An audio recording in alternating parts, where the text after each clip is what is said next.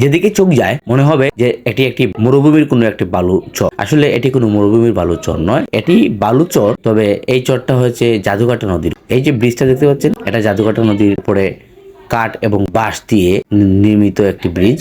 এই ব্রিজটি প্রতিদিন অনেক দর্শনার্থী বা পর্যটকরা বারিকার টিলা, নীলাদ্রি লেক বা ওইদিকে বারিকার টিলা বা নীলাদ্রি লেক হয়ে ওইদিকে চলে আসে তাহিরপুর বাজারে। আর এই যে দেখতে পাচ্ছেন আমরা যাচ্ছি একদম জাদুকাটা নদীর পাশ দিয়ে। এখন নদীটিতে পানি কম, কারণ হেমন্তর সিজনে নদীটিতে পানি একটু কম থাকে। বর্ষায় এর বুক দিয়ে প্রবাহিত নদী তীব্র স্রোত দ্বারা আর হেমন্তে শুকিয়ে যাওয়া নদীর বিশাল এলাকা জুড়ে দুদু বালুচর, এক মনোমুগ্ধকর দৃশ্য।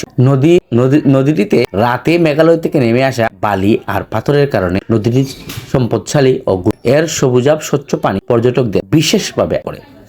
এই নদী থেকে প্রতি বছর প্রায় 5 কোটি ঘনফুট বালি, 1 কোটি ঘনফুট নুড়ি, বোল্ডার ও ভাঙা পাথরে আহরণ করা হয়ে থাকে। এই পাথর দেশের বিভিন্ন স্থানে পাঠানো হয়ে থাকে। নদীটিতে প্রত্যক্ষভাবে প্রায় 30,000 শ্রমিক কাজ করে থাকে। এর মধ্যে প্রায় 15,000 হচ্ছেন বার্কি শ্রমিক। 2 ফুট প্রস্থ আর 40 ফুট দীর্ঘ একটি বার্কি নৌকা, সাধারণত 2 জন শ্রমিক একটি বার্কি নৌকা পরিচালনা করেন। নদী থেকে বালি কিংবা পাথর সংগ্রহ করে বার্কি নৌকা বোঝাই করা হয়। একটি বার্কি নৌকায় 40 থেকে 50 বর্গফুট বালি কিংবা পাথর নেওয়া যায়। নদীটিতে প্রতিদিন চলাচলকারী শত শত বার্কি নৌকার সারি জাদুকাটা নদীর রূপকে অপরূপ করেছে। তবে বালি পাথরের কারণে নদীটি নাব্যতা হারিয়েছে। শীতের শুরু থেকেই বড় নৌকার পরিবর্তে ছোট নৌকা চালাতে হেমন্তকালে কয়েক মাস নৌ চলাচল একেবারেই বন্ধ হয়ে যায়। এ সময় অধিকাংশ শ্রমিকই বেকার হয়ে পড়ে। যাই হোক বন্ধুগণ, যেটা বলছিলাম যে জাদুকাটা নদী হচ্ছে আমাদের দেশের সুনামগঞ্জ জেলার তাহিরপুর উপজেলায় অবস্থিত। দেশের যে কোনো স্থান থেকে বাস যুগে সুনামগঞ্জ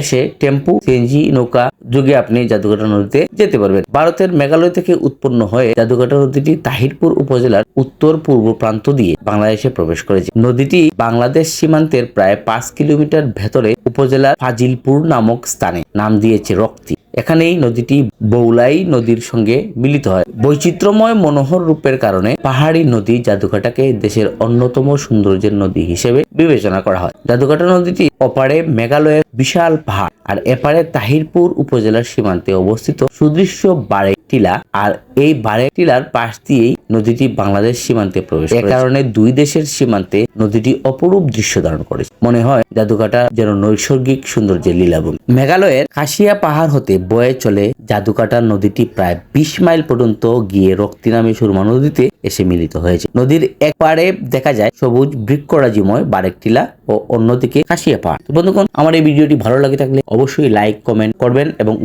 উৎসাহিত করবেন। যদি কোনো ভুল ত্রুটি থাকে সে ভুল ত্রুটিও আপনারা আমাকে ধরিয়ে দিতে পারবেন। আপনাদের এই মতামতগুলা আমার জন্য আশীর্বাদ হয়ে আসবে ইনশাআল্লাহ। সবাই ভালো থাকবেন, সুস্থ থাকবেন। আসসালামু আলাইকুম।